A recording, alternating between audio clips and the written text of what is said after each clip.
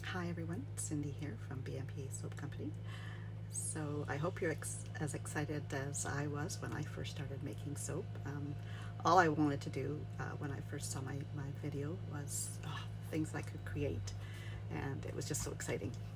But the best advice I was given when I first started was to make sure you do your research and learn as much as you can before you make your first batch. You'll learn so much faster, and you won't be wasting a lot of money and ingredients down the drain.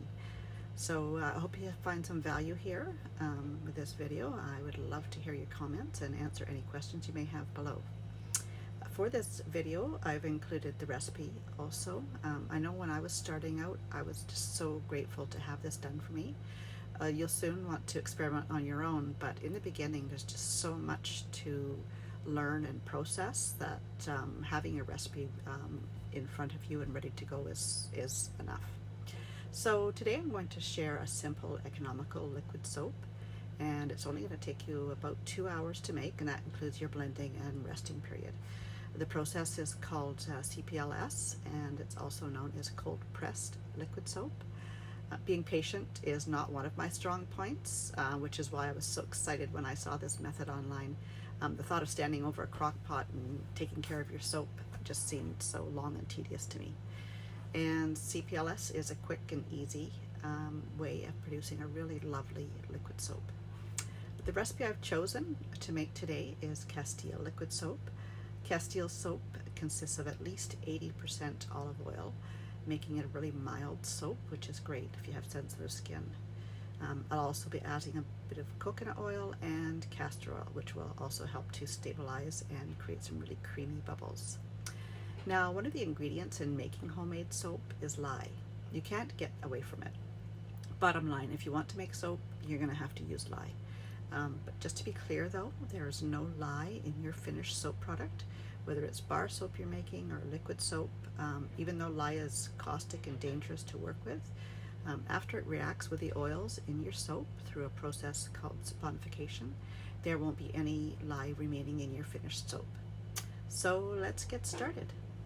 Now, every soap recipe has to be put through a soap calculator. These are essential tools as they calculate very precisely how much ingredient you're going to add and what properties your soap's going to have in the end. And they're free to use online. Just download them, and you can even save your favorite recipes that you'll be making over again. And I'll give you the links below so that you can access them as well. As you can see, keeping organized, your work surface really organized is very important when you're making soap, and I can't stress that enough, especially when you're going to add your essential oils or natural colorants or any other ingredients that you're using. Everything you add to your oils has a potential to react either really quickly or very badly. So if you start making soap yourself, you'll know exactly what I mean.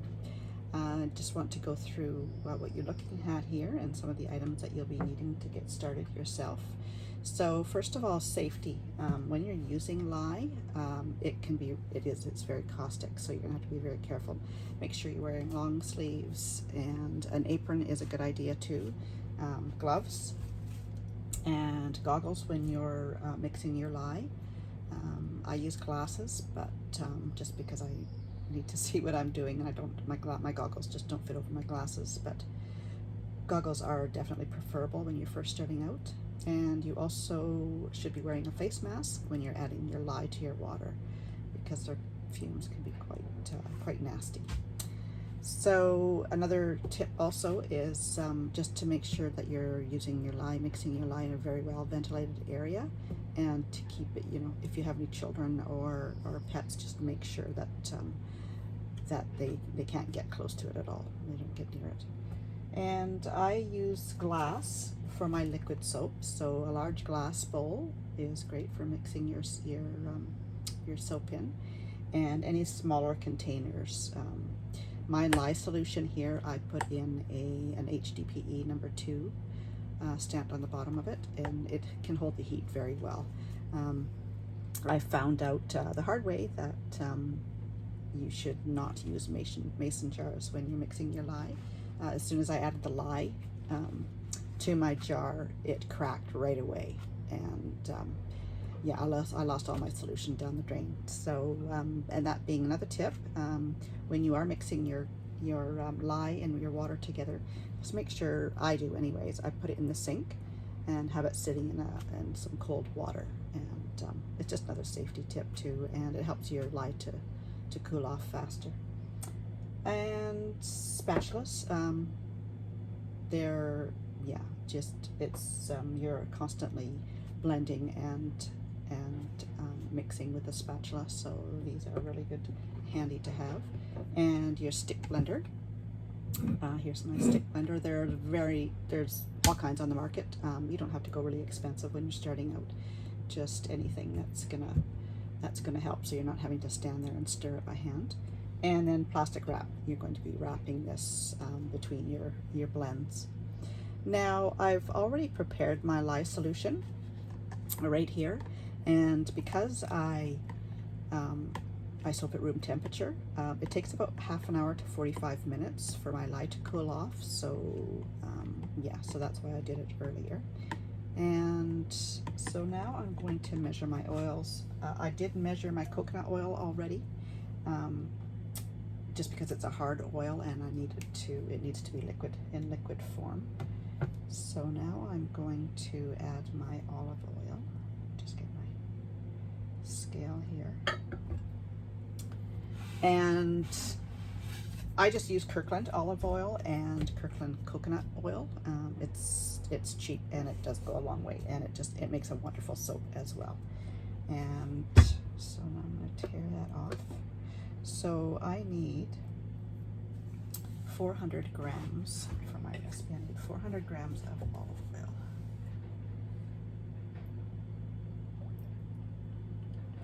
Getting a good scale that's accurate is really important as well. You'll get to know different brands, and I just went over there a little bit. So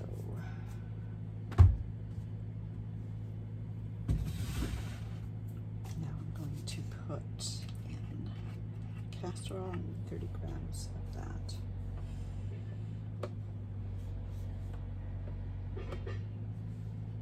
30 grams of castor.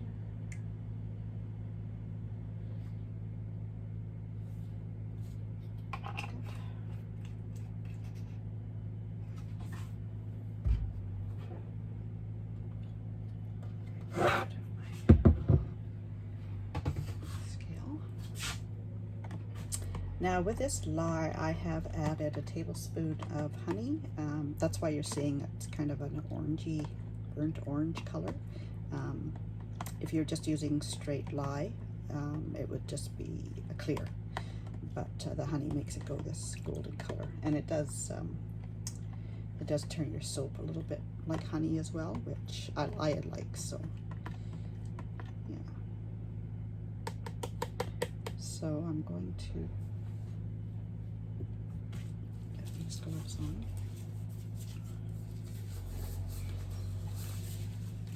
When you're pouring your lye in, just make sure you go really slow. Any splashes are going to burn, so you have to be really careful.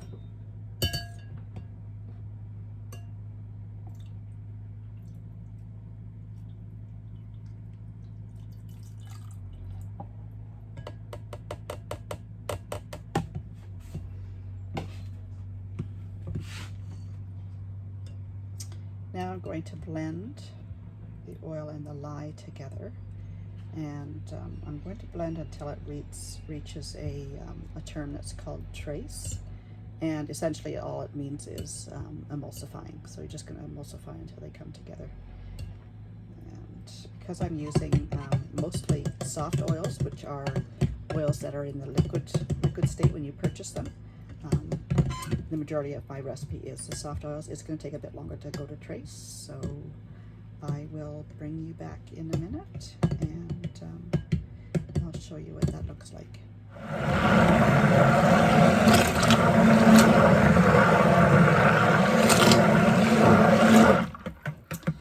So this looks like it's about ready now. That's called Trace. You can almost see it on this stick there. It's emulsified quite nicely.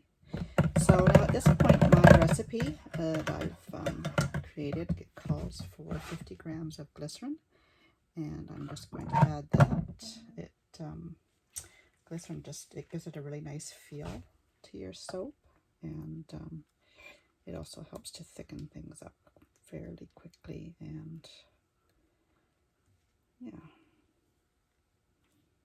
I'll just add that.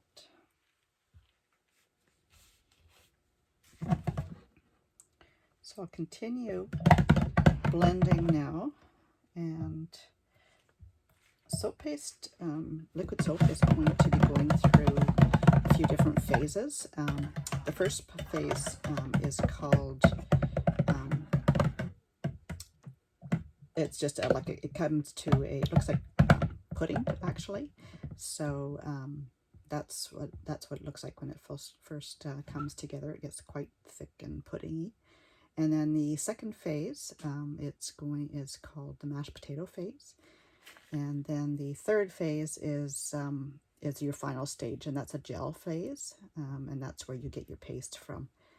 So I'll continue this. So the CPLS method, it does require you to stick blend 3 to 4 times, and you're resting 30 minutes between each blend. So what I'll do is I'll carry on, and once we've come to that mashed potato stage, then I'll bring you back, and yeah, I'll just show you how things come together. So this is my paste now, pretty much the consistency, like I mentioned earlier, of mashed potatoes. A little bit softer, but it's coming along quite nicely.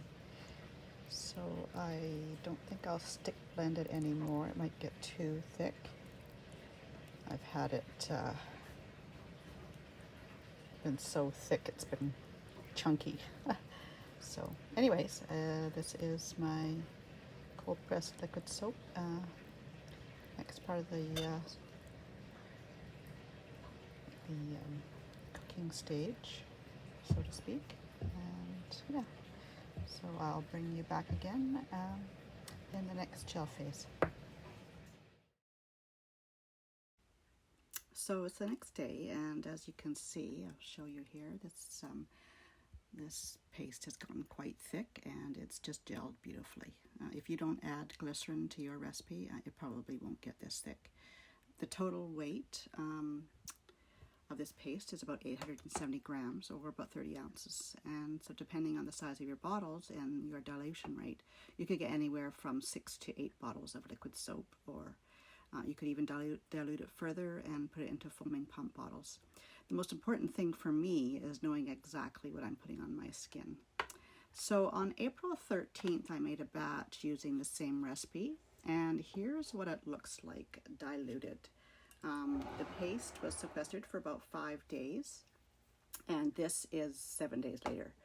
However, liquid soap is safe to use right away after you dilute it. That's why I love it, because you don't have to cure it like you do bar soap, which can take anywhere from 6 weeks and up to a year for Castile soap. This one has a beautiful, wonderful honey consistency, and I can now put this in my bottles and scent it any way I like. That's another great thing, part about making your own. You can put your favorite essential oils in, and you won't harm your skin. For my kitchen soap, I love using lemongrass essential oil, and it's also great gift giving because you're using all natural ingredients. Another thing I need to stress is to make sure you keep detailed records of each batch you make. This one here shows the dilution rate right on it, in case I need to dilute it further, or if you ever want to go back and make your same recipe again, you can see at a glance if anything went wrong, or how the ingredients reacted to each other. Remember in science in high school, writing everything down? I think I would have gotten an A if we were making soap back then. Anyways, I'll share the spreadsheet below if you want for your reference, and that's about it. I hope you like this demonstration on how to make your very own first batch of liquid soap, and that you can get some helpful tips. Let me know how yours turned out. I'd love to hear. I'll see you in my next video.